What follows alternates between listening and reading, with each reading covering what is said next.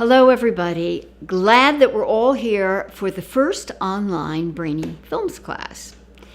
I've been teaching this class in earthly classrooms with real people for about 12 years, and we're going to see Murder on a Sunday Morning, which is one film that I showed really in the very beginning. So it was one of the reasons that I selected Murder on a Sunday Morning is because I believe very strongly in documentaries. I really like them. And I think if you've taken the class, you know that.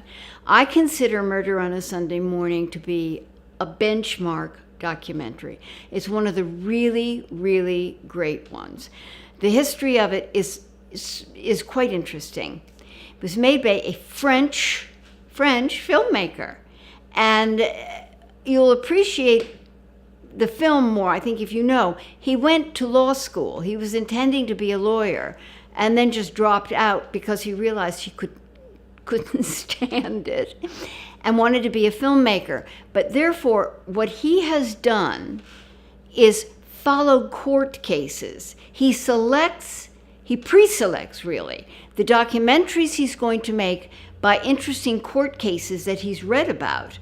So the first thing he did that everybody in America heard about was The Staircase, which is phenomenal. HBO ran it as, I believe it was a 6-part thing on this murder in Durham, North Carolina, and it was riveting. He did this. He started it in the court. And then what he does is go backwards, of course, and you have, like, in quotes, reenactments. But that's how he puts his documentaries together.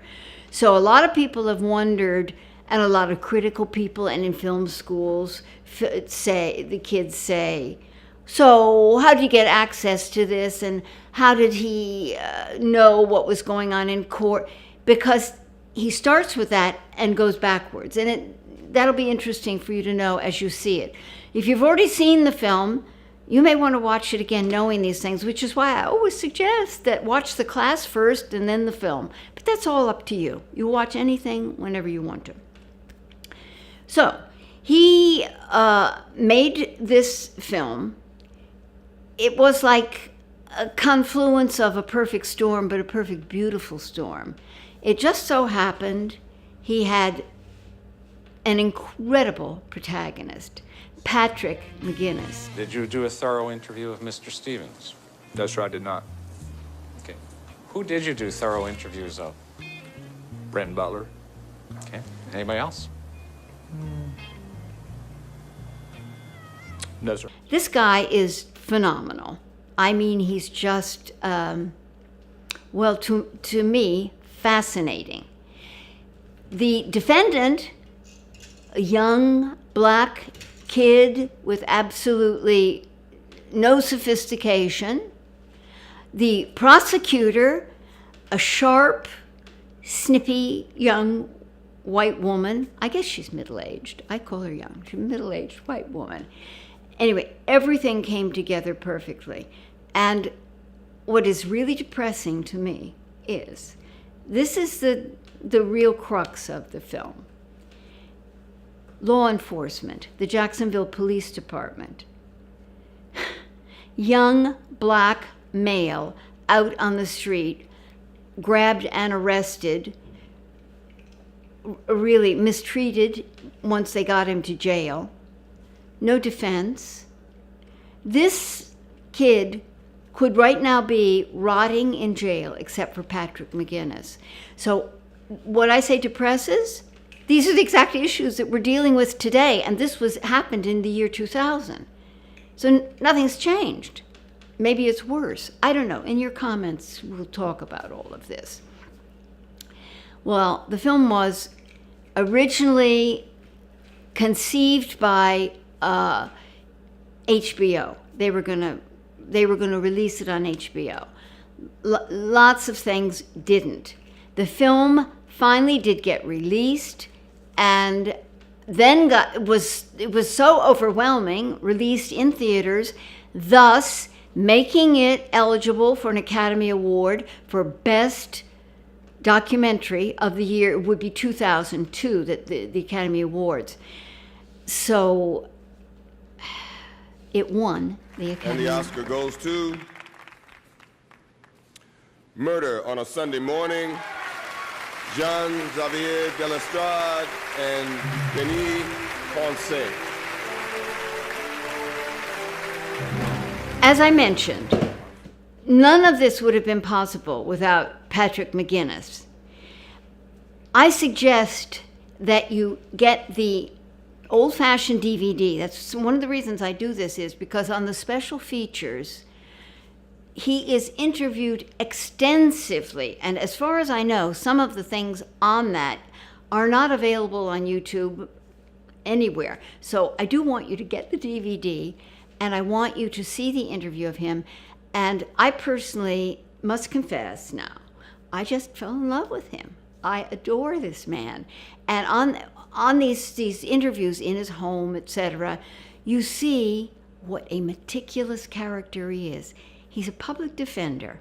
I mean, he, as far as I could see, lives, very simple life, but he is so smart. He is so sharp. He has in his closet, you will see, a row of suits, everything lined up. What I will wear day 1 in court, what I will wear day 2 in court. So we're talking about Jacksonville, Florida. Who knew that you would find like this incredible person there? Plus, his dedication to the rule of law, to our justice system. He is a fantastic person. So this leaves us with all the same questions as I mentioned in the beginning. This was 2000, and it's now 2017. And these things it's all relevant. Absolutely nothing has changed. I want to read to you the follow-up of the trial, because everybody wants to know what happened after the trial, what happened when Butler, as we know, he did finally get released, thank God. So here is the follow-up of what happened. I just took this off Wikipedia, and I looked for updates, and this is where we are now. After he was acquitted, his attorneys tipped off the sheriff's office to 2 other suspects. If this doesn't make your blood boil. Juan Curtis and Jermel Williams. Williams pleaded guilty to a 2nd-degree murder and testified against his co-defendant at the trial. So, they turned him.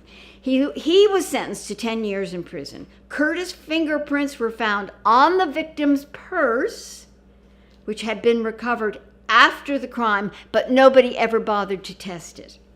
The Butler case figured into the new trial. There was a new trial, of course. The judge allowed Curtis's lawyers to discuss the eyewitness ID, but ruled that Florida's evidence laws forbade them from using Butler's confession, thank God. Curtis was subsequently found guilty, the second guy, on 1st-degree murder, and he is now in jail. However, and this is interesting, 2004 appeals court found that the exclusion of the confession denied Curtis constitutional right to a fair trial, granted a retrial. You wonder what is in people's heads. At the 2nd trial, Curtis was found guilty, sentenced to 2 consecutive life terms. The lawyers for the Butler family then announced that they were seeking a civil lawsuit, $2.5 million, damages against the city, sheriff's department, and the individual officers. 8 months later, the lawsuit was refiled, seeking $8.5 million. On April 29th, the Butler accepted $775,000 settlement from the city. At one point or another, you just have to give up, but they got something. So that's where we are today, and Butler is apparently a thriving young man, and Patrick McGuinness, I do not believe, is still a public defender. But wherever he is, I'm sure he's leading an extremely ethical life. It's because of people like this that even though our legal system is flawed, badly flawed, I guess it works in one way or another. I mean, the depressing thing is that for all of the butlers, there must be, I don't know how many, 100, 200 young men in jail for things they never did, for things the police never, they just were too lazy, didn't bother to find, let's find somebody, let's do it, let's close the case. It's pretty depressing. So the things to be thinking about this, when you're writing your comments or when you're just thinking about the film, are there really big issues here? Does our justice system really work? I mean, can a boy like this in normal circumstances get fair treatment in our system? And the public defenders, who is going to stay in this job? They're so underpaid. These are things I hope that we're going to talk about in your comments, and I'm going to be answering, and you can be answering back and forth. So these are the really, really big issues. And I hate to bring it up, but these are the common discussions now. Police, their behavior in the community. So when we're finished, scroll down, find the comments box, and let's get going because I want to hear what you think as well. Well, I want to thank you so much for watching, listening, joining into the class, and I am definitely looking forward to all the comments that we're going to be exchanging. Next week, we're going to watch a totally different film, A Quiet Passion. This film got the most celestial reviews ever. Very few people have seen it.